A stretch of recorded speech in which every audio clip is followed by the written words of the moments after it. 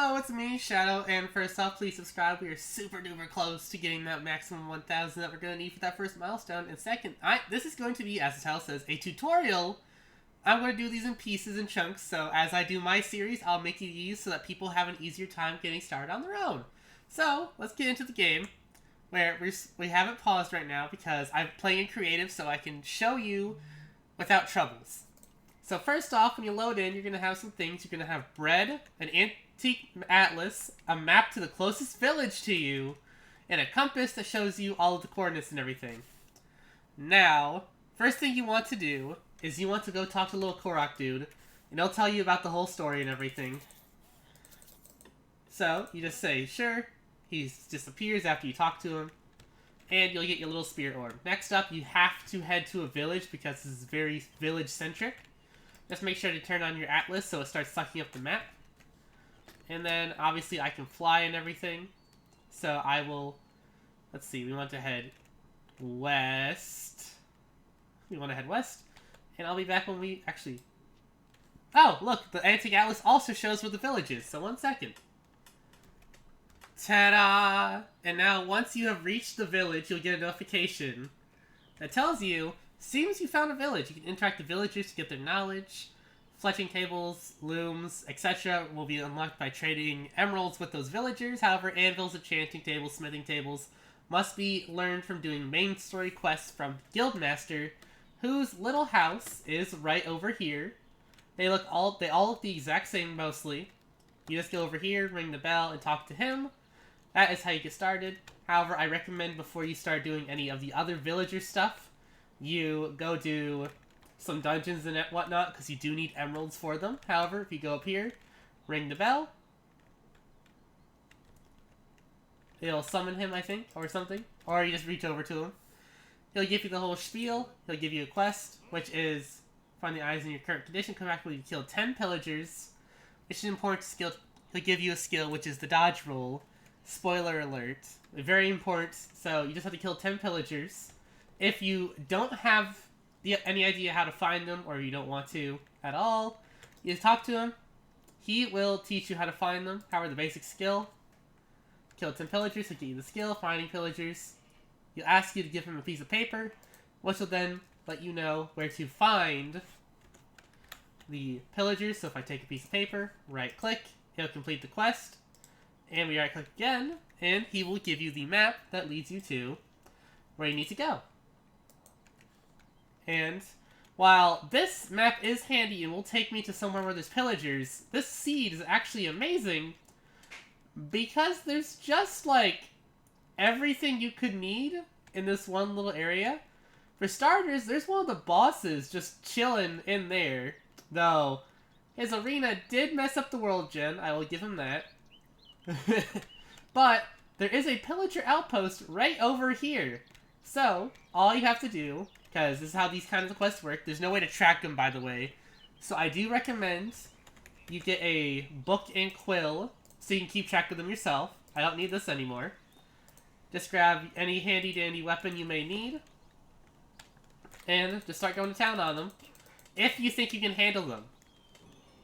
If you do not think you can handle them, that is fine. You can just... I don't think this is completing the quest, by the way. In creative, at least. I will probably have to do something to actually show it, but you just go around killing 10 pillagers.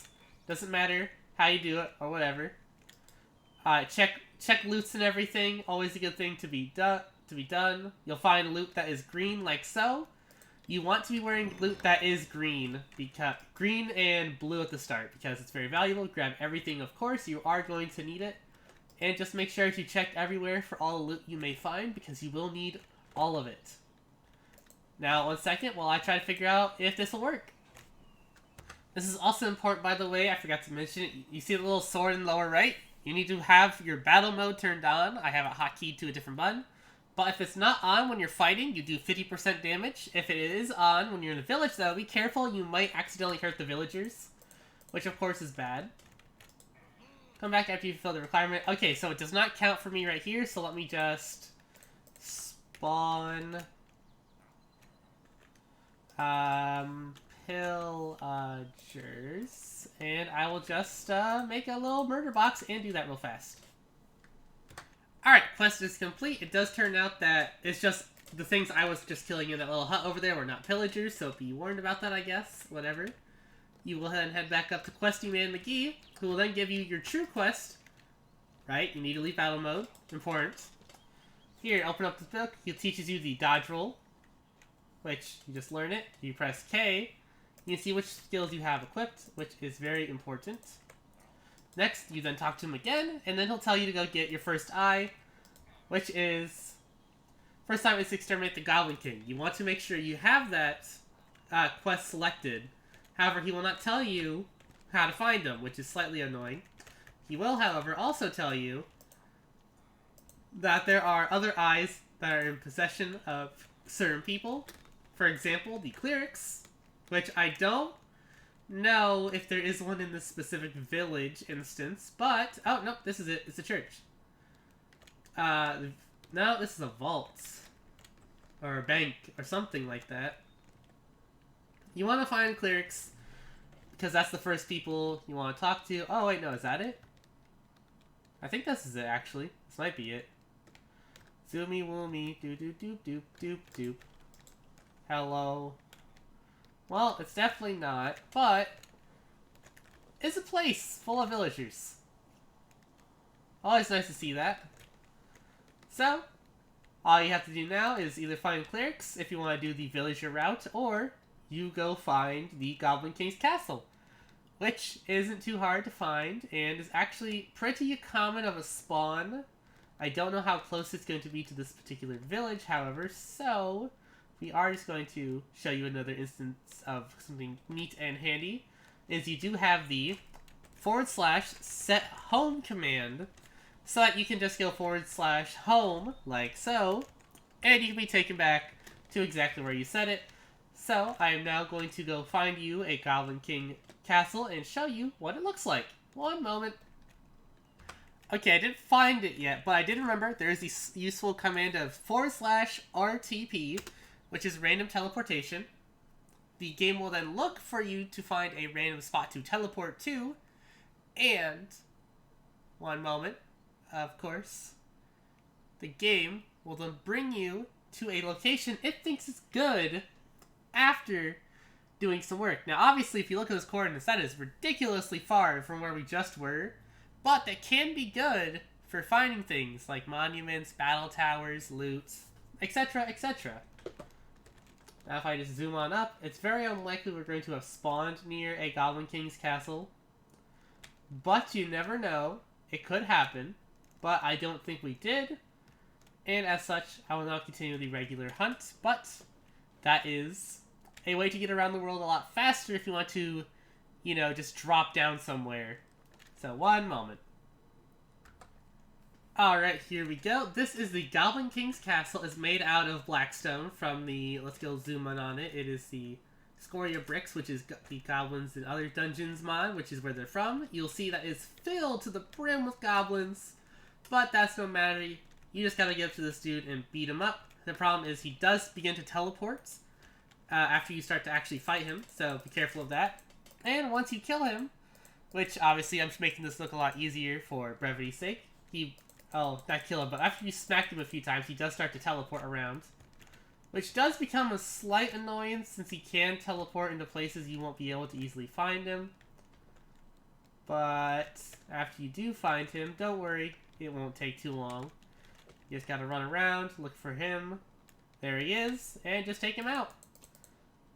And he left again. Alright, coolio. Also, randomly mobs will drop these things called gems. You want to hold on to them because they are very crucial later for becoming strong enough to not die to other mobs in the game, such as the bosses, the regular enemies, etc., etc. So make sure you are always keeping onto your gems because you will need them. And let me find this little man's and murk him, and I will show you one more thing before I do so. That is the main loot room of the Goblin Towers. Now, obviously, you can see there's chests all over the place, but they just don't have very good loot. However, next to this specific chest, next to the stairs leading up to the Goblin King, if you punch out the wall, you will find a loot room that has emerald, gold, and all those sorts of things, which can have better loot, but not by much. But you maybe find some blue stuff, bottles of enchanting, which you are going to want to keep onto those for later, for something I will show you when we get to that point where it is needed. And bop, bop, bop. Really? Really, my boy? What? Why is it not smacking? Come on now. You just gotta smack him. You just gotta smack him. You just gotta smack him. One moment. Alright, everything's moving again. Get over here, boy. Got him. Which is the quest to do so. You pick up his hat. It completes the quest. Which, his hat probably isn't going to be too good. Let's be honest. But it's still better than most things you'll be finding. Once you do so, you hit home. If you set home at the village of your choice, obviously you might not have. I also recommend, as an early thing you want to get made, is a sleeping bag. It takes, if you look at the recipe, it only takes, I think, 3 wool, so you should definitely make these. There those boys go, to go fight some horrible monstrosity loose in the town. Just drop your bedrolls down, go to sleep, bada bing, bada boom. And it will pick up immediately, so you don't need to worry about picking those up. Just head on down to the Guildmaster, and he will tell you... get over here. Right. He'll tell you, come on, buddy. There you go. As soon as you're ready to take on the Corrupted Ogre, here's the creatures dwelling in the right spot.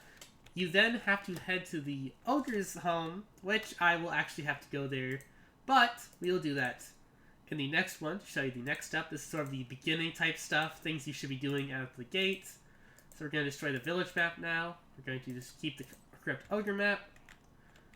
What the heck? Who threw a potion at somebody? Not important. You then just gotta make sure you're going around and talking to villagers as you can as well, because you do have to be doing their quests. Now, if I do believe so, there was a villager somewhere. I saw an exclamation mark. Now, here's an important thing. Rule of thumbs. Things you should not do in villages. Do not fight the villagers. Do not steal from the villagers. And do not kill the villagers. If you do that, you'll lower your reputation. However, I will go over reputation in another video as well. So like this right here, don't do that. Don't. Unless they're not looking at you. That is the only instance you should touch it.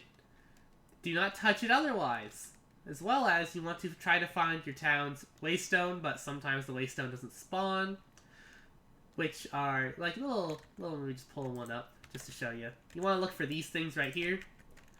These are called waystones. You just want to find them and right click on them, because if you do, you can teleport to them later. So we're just going to set this as base, home, whatever you want to call it. Stuff like that. Oh look, here we go. Perfect example. Farmer villager. Just talk to him. Hello, good sir, help me with something. You say sure. Then he's going to tell you, ambitious farmer, I'm going to be an expert growing different vegetation. However, he's only experienced with wheat and potatoes. So if you find him pumpkin seeds, he can then do his next quest, which is, by the way, I recommend you take out your book, pull out, right, farmer. This is base home. Pumpkin seeds. Pumpkin seed. Now, obviously, all you have to do after you do that is just go find some pumpkin seeds, preferably in a dungeon of some kind. Right-click them on him to submit, and he is very happy indeed. You talk to him again, and now he can grow a small pumpkin farm behind his house and begin studies, which will usually only yield you emeralds. But if you're lucky and you find a villager who wants to give you a slightly harder quest, they will also, let's see if we can find one moment. Here we go, this man's right here. He wants to get him a frostbright log, which are found in the Everbright dimension. Now obviously I don't expect you all to be able to go there just yet, because that place has hands from what I've heard, but we need the frost, oh my gosh, frostbright log. Yeah, right click on him, completes the quest, talk to him again. He then gives you the Woodworker trade, which is super helpful. As you can see as you've obtained a trading scroll. Prices are very high because you need to raise your reputation. Once villagers start to like you, the prices will drop tremendously. What this means, by the way, first off, you must make a lectern, like so. The game will also just tell you, if you shift over it, that you need to shift right-click on a lectern.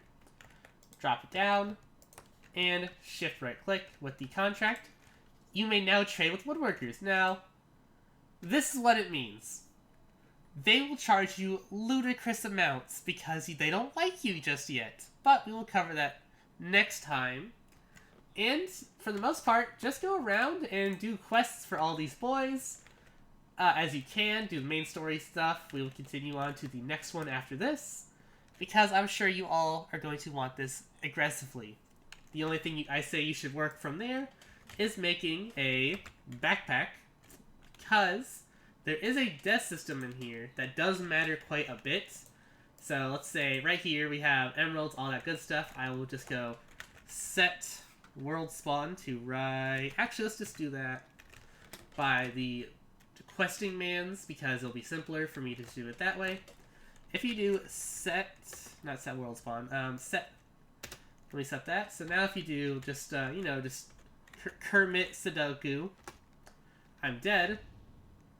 Respawn. This triggers the first death inventory thing to tell you, although most of your inventory items will stay with you, some of your valid items will be lost in your corpse, which decomposes after 10 minutes. On top of that, some of your items' durability and experience points have depreciated as well. You can check where your corpse is by pressing I. Accumulated deaths in short periods will cause higher tiers of fractured soul, which further increases the damage you are taking as a result. So, if we look in here, obviously I still have all my stuff because I am in creative mode. But if we were to go back down here, and I go to game mode, survival, and I do it again, dink, we respawn, I have lost some of my emeralds now. And that means you now have to press I to see where you are and get back to your location before the 10-minute timer is up and your body decays.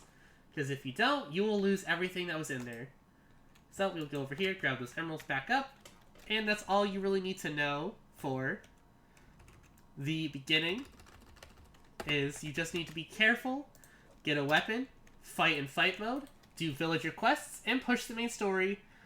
And if you found this all helpful, please be sure to subscribe, leave a like, and comment down below anything you might want me to cover in the next couple of these, because I will be doing these occasionally. This is just sort of the fresh guide start, and if you want the seed to this world, I will actually be including that into the description of this video if you want to use these tutorial videos world as your own, because this seed is actually pretty good. So, see ya, and love ya. Bye!